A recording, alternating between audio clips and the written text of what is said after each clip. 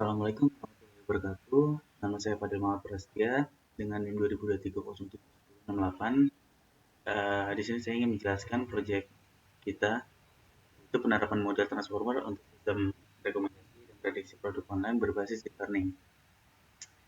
Dari latar belakangnya adalah perkembangan teknologi informasi membuat belanja online semakin populer karena praktis dan menawarkan banyak pilihan. Namun banyak produk justru sering membuat pengguna bingung memilih barang yang sesuai.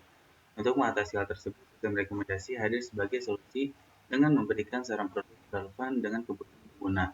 Dalam penelitian ini, kami menggunakan pendekatan deep learning model transformer karena mampu mempelajari pola interaksi pengguna dan produk secara lebih mendalam.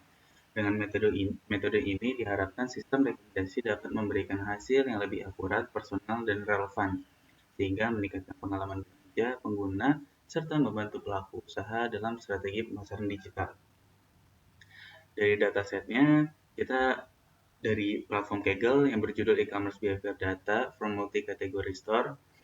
Jadi dataset ini berisi catatan aktivitas pengguna di toko online multi kategori, mencakup interaksi seperti melihat produk, menambahkan ke keranjang hingga melakukan pembelian. Dataset ini dipilih karena ukurannya besar, terbuka untuk publik, dan relevan untuk pengembangan sistem rekomendasi berbasis deep learning.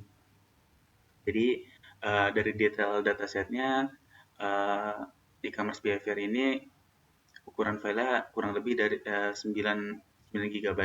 Dan jadi jumlah entry data sekitar 67,5 juta data. Nah, penelitian ini menggunakan subset acak sebanyak 100.000 data dari total 67,5 juta entry. Seperti ini datasetnya.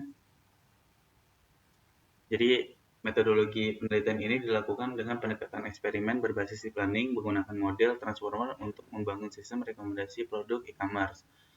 Secara umum, proses penelitian meliputi beberapa tahap. Jadi, untuk tahap awal, pengumpulan dataset.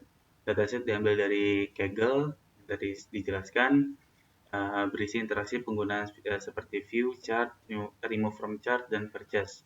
Selanjutnya adalah preprocessing, menghapus duplikasi dan nilai kosong, menghapus data yang kosong, memilih kolom yang penting seperti kategori code, kategori ID, brand, dan price.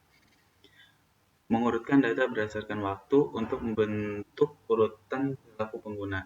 Dan setelah preprocessing data, yaitu pembangunan model transformer.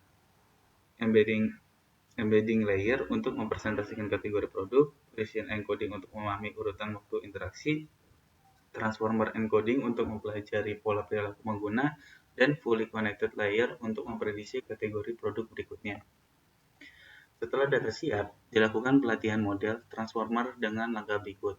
Jadi, model dilatih menggunakan metode supervised learning dengan loss function optimizer dan training dilakukan selama 15 epoch. Setelah itu, pemodelan menggunakan transformer, menggunakan self-attention mechanism untuk mengenali hubungan antar produk dalam urutan interaksi pengguna. Selanjutnya, pelatihan dan evaluasi model. Model dilatih dengan data latih dan diuji menggunakan data validasi seperti akurasi, precision, recall, F1 score, top 1 akurasi, top 5 akurasi, dan confusion matrix. Evaluasi ini digunakan untuk melihat seberapa baik model memprediksi kategori produk yang relevan. Jadi ini hasil dari sementara grafik loss dan akurasi per epochnya.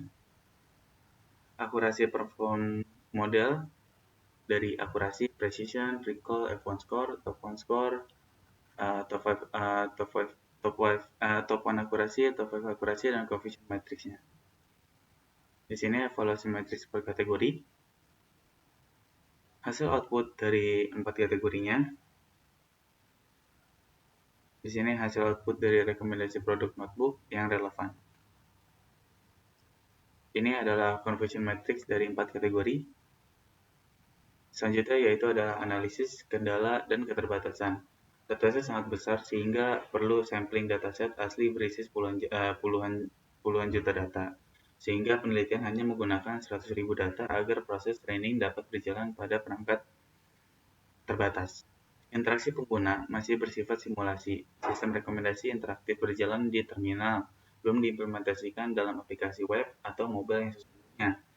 Selanjutnya, tidak mempertimbangkan waktu secara eksplisit. Meskipun data diurutkan berdasarkan waktu, model belum memasuki time embedding atau interval waktu antar interaksi pengguna. Jadi rencana untuk tindak lanjutnya yaitu yang pertama, optimalisasi pengguna dataset besar. Pada penelitian selanjutnya, data akan memproses penggunaan teknik batch processing atau distributed training agar dapat memanfaatkan dataset yang lebih besar tanpa harus melakukan sampling berlebihan. Yang kedua adalah pengembangan sistem ke platform nyata. Sistem rekomendasi akan dikembangkan ke dalam bentuk aplikasi web atau mobile agar interaksi pengguna lebih realistis dan mendekati kondisi e-commerce sesungguhnya. Yang ketiga adalah integrasi informasi waktu dalam model. Model akan ditingkatkan dengan menambahkan time embedding atau interval waktu antar interaksi untuk menangkap perubahan preferensi pengguna secara lebih akurat. Sekian dari saya, kurang lebih mohon maaf. Wassalamualaikum warahmatullahi wabarakatuh.